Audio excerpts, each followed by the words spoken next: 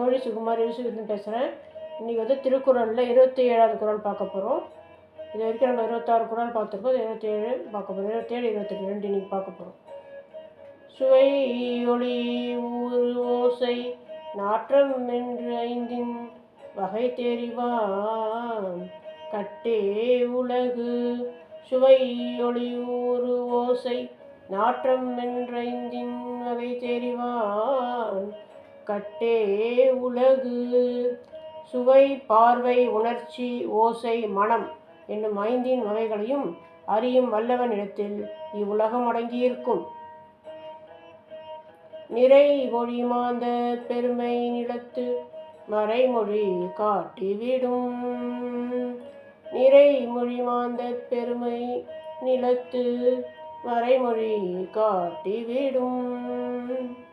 பயனுள்ள சொற்களை கூறும் துறவிகளின் பெருமையை அவர்கள் கூறும் சொற்களே அறிவிக்கும். திருக்குறளில் வந்து குழந்தைகளுக்கு தினம் ஒரு குறள், அட்லீஸ்ட் ஒரு குறளாவது தினம் குழந்தைகளுக்கு சொல்லி கொடுத்தீங்கன்னா குழந்தைகள் ஒழுக்கமுள்ள குழந்தைகளை நல்லா இருக்கும். அதோடைய எதிர்காலம் ரொம்ப நல்லா இருக்கும். அவங்க வாழ்க்கையில் நல்லா முன்னுக்கு வருவாங்க.